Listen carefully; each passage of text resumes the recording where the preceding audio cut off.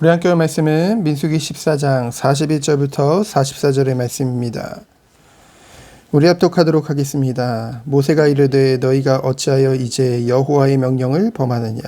이 일이 형통하지 못하리라. 여호와께서 너희 중에 계시지 아니하니 올라가지 말라. 너희의 대적 앞에서 패할까 하노라.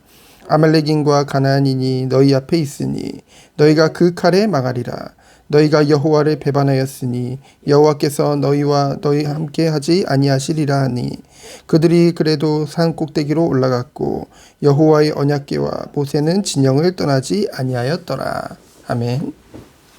오늘 끝까지 진정한 회개보다는 자신의 힘으로 모든 것을 만회해 보려는 이스라엘의 뿌리 깊은 그 죄성을 보게 됩니다.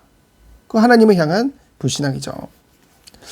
하나님은 이스라엘에게 가나안을 정복할 것을 명령하셨습니다. 그들이 선택이 아니라 하나님이 명령하신 거예요. 그러나 그들은 스스로 그 가나안을 올라가기 이전에 정탐하기를 원했고 그 땅을 정탐하고 나서 대부분의 정탐꾼들이 불신앙을 고백하게 되어지죠. 그 보고를 들은 이스라엘 백성들은 어떻게 했습니까?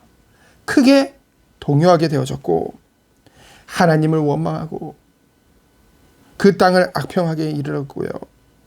지휘자를 세워서 다시 애굽으로 돌아가자는 그런 말까지 하게 되어지죠.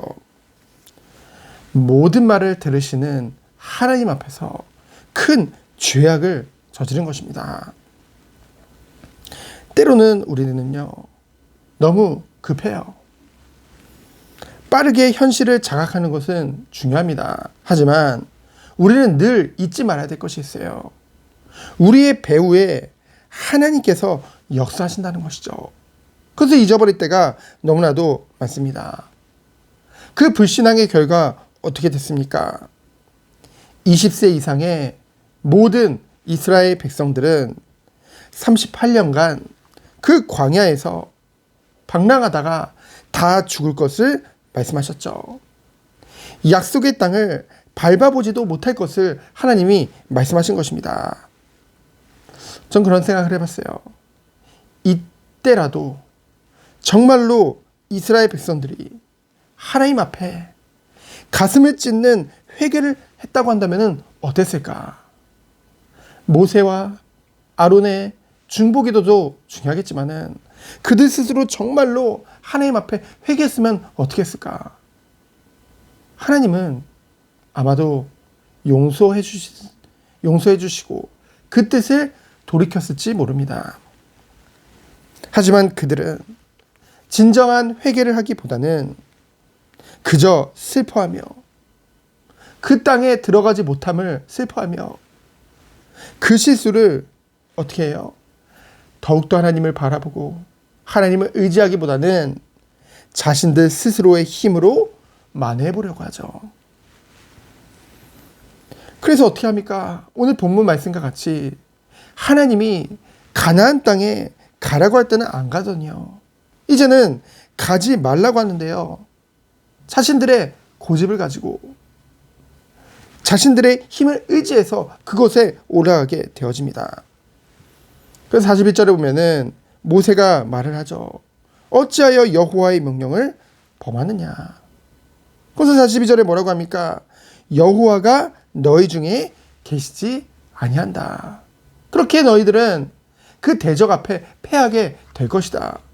분명히 선지자를 통해서 하나님이 말씀하시거든요. 그러면서 43절에 뭐라고 합니까? 아말렉인과 가나안인이 연합했다.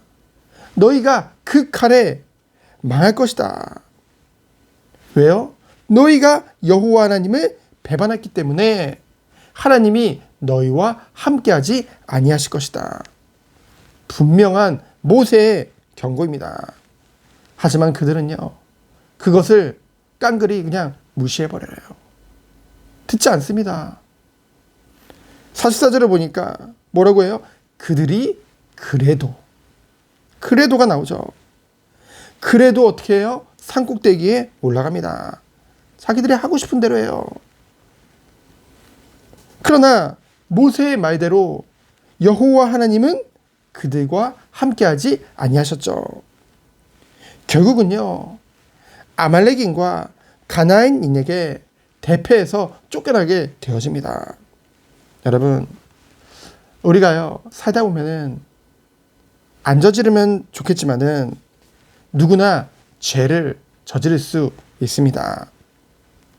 그런데요, 우리는 이것을 실수라고 합리화해서는 안 된다는 거죠. 우리는요, 충분히 죄를 자각하고 분별할 수 있습니다. 불신자들에게도 우리와 동일하게 양심이라는 것이 있잖아요. 우리는 게다가 신앙 양심이라는 것도 또한 있잖아요. 윤리적인 것뿐만이 아니라. 그러니 충분히 죄를 자각하고 분별할 수 있는 그 힘이 있다는 거죠. 그러나 그 분별할 수 있는 힘과 자각할 수 있는 그 힘이 있음에도 불구하고 죄를 저지르는 이유는 무엇입니까? 하나님을 경외하는 것보다 그 순간 나의 정욕이 더 컸다는 거죠. 이 욕심이, 내 탐욕이 더 컸다는 거예요. 그러면은 그랬을 경우는 어찌해야 됩니까? 핑계 됩니까?